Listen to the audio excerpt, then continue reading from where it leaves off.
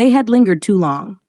For centuries, the ancient souls of the first people, warriors, healers, mothers, chiefs, had wandered the sacred lands that once knew their names. They had watched silently as rivers were dammed, mountains stripped, and the prairies swallowed by steel. They had wept unseen tears when their descendants were scattered, their tongues silenced, their sacred fires extinguished. Yet the ancestors stayed, bound by duty, by love, and by grief too deep to measure. But time was shifting. The Great War, the white man's war, raged across the ocean, a war unlike any the earth had ever known. From across the sea, the cries of dying men echoed through the unseen world, tearing holes in the fabric that separated the living and the dead. The Sky Chief saw it first. From his high place among the clouded peaks, he watched as a great black smoke rose from Europe and drifted westward, seeking. The smoke was not natural. It was born of greed, steel, and blood. And in its folds, dark spirits stirred, restless, hungry, feeding on the endless dead. The Sky Chief gathered the ancestors. They came from every corner of the land. Ghosts of the Sioux, the Apache, the Iroquois, the Cherokee, the forgotten tribes with no names left on the wind. They came in silence, their eyes heavy with knowing. The time had come. The earth could no longer hold them. The new age had begun, one of machines and war, and there was no place for them in it. But not all were ready to leave. Among them was Waya, the spirit of the wolf clan, fierce and proud. "We cannot leave," he growled. "Our blood still walks the earth.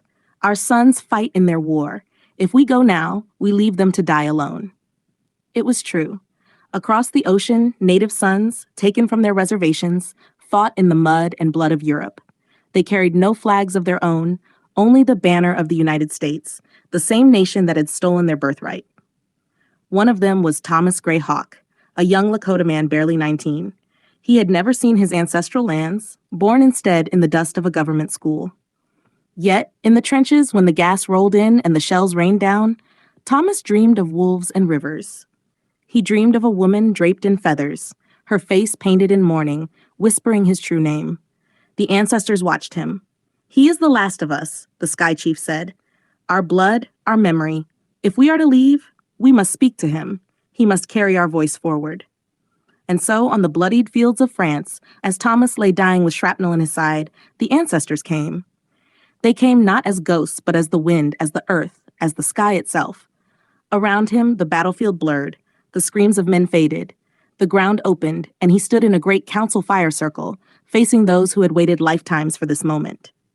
"Thomas Gray Hawk," the Sky Chief called. "Do you know us?" Thomas wept. "I dreamed of you," he whispered, "but I do not know your names." "You are the last of our blood to hear us," Waya said. "We cannot stay. The earth calls us beyond, but we cannot go until you carry what remains of us." "What must I do?" The mourner spirit stepped forward, her face the color of moonlight, her eyes endless pools of grief. "Remember," she said. "Remember who you are. Carry our names. Teach them when the world no longer wants to listen. You are not theirs. You are ours." Thomas bowed his head. "I will." And with that, the ancestors turned. Across the great plains of the spirit world, they began their journey west, always west, toward the setting sun. Behind them, the earth trembled, and the dark spirits screamed in fury. The war had fed them, but the souls they craved were beyond reach. The ancestors sang their death song, the last song the earth would ever hear from them. One by one, they crossed the river of stars, disappearing into the night sky until only Thomas remained. When he awoke, he was still in the mud of France, bleeding and broken. But he was not alone. In his hand, he clutched a single eagle feather, though no bird had flown that sky in days. Thomas survived the war. He returned home, not to the reservation that barely remembered him, but to the land itself. He became a storyteller, a keeper of memory. He carried the names of the forgotten. He whispered to the children at night of the ancestors who had walked west into the sun and the promise they left behind. That no matter how dark the world became, the blood of the first people still ran in the earth, in the rivers, in the sky. And as long as someone remembered, they were never truly gone. Time passed. Decades washed over the land like rain over stone. The Great War faded into history. Then came another, World War II, then more blood. Cities grew, highways split the earth, rivers were dammed, forests fell, and the people forgot. They forgot the stories. They forgot the songs. They forgot the names that once called down the stars. The ancestors had crossed the river of stars long ago. They had left, as promised, walking west into the fading sun, leaving only their memory behind. For years it seemed the world would continue, soulless, empty, cold, until the children started coming. It began quietly, almost invisibly. A girl was born in a small town in the Dakotas. Her mother called her Anna. From the moment she could speak, she whispered words no one understood, words from a language no living person remembered. At night, she sang lullabies that made the wind still, songs not found in any book. Her family called it imagination. Until Anna, at 4 years old, walked barefoot to a hill no one spoke of, placed her small hands on the earth, and said, "They buried the sacred bundle here. I need to dig." Word spread slowly at first. Across the country, children were born with strange knowledge, details no child could know. A boy named Michael Two Feathers, born in the city with no connection to his roots, sketched maps of rivers long buried, hunting trails forgotten for centuries. In Oklahoma, a newborn girl was found humming the death song of the Choctaw, her voice too deep, too old for a child. Doctors called it genetic memory. Scientists rushed to study them. Families didn't know whether to be proud or afraid. Then came the dreams. The children dreamed of the same place, a vast open plain under a crimson sky, where a great fire burned and the ancestors waited. They called it the gathering ground. In sleep, they spoke of ancient spirits, of the sky chief, of Waya the wolf, of the mourner spirit. Names that no one had uttered in generations returned on the lips of babes. Elders, those few still alive, recognized the signs.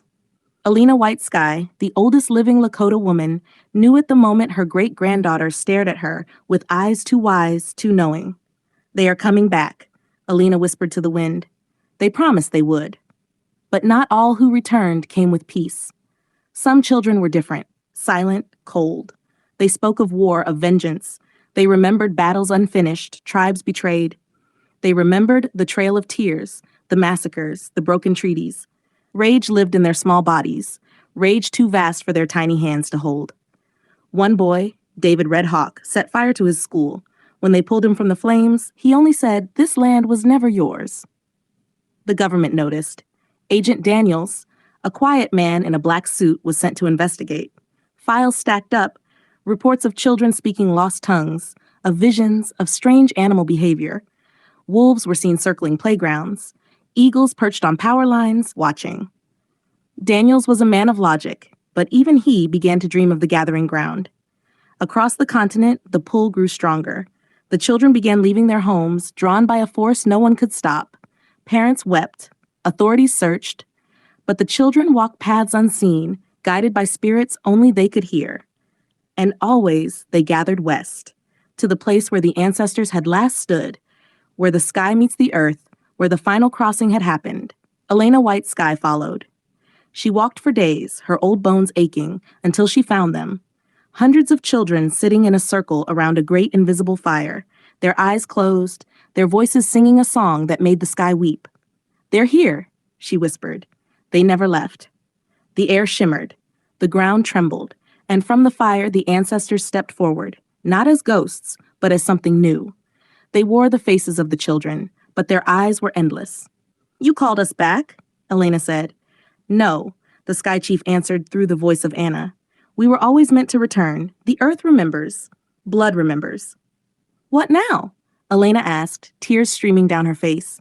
The mourner spirit spoke through Michael, her voice 1,000 winds. "Now we heal, or we burn. The world will choose." Elena fell to her knees, understanding at last. This was not just the return of a people. This was the return of the land's memory, its soul, and it would not be denied. Far away, Agent Daniels watched, unable to breathe. For the first time in centuries, the ancestors were home, and the world would never be the same.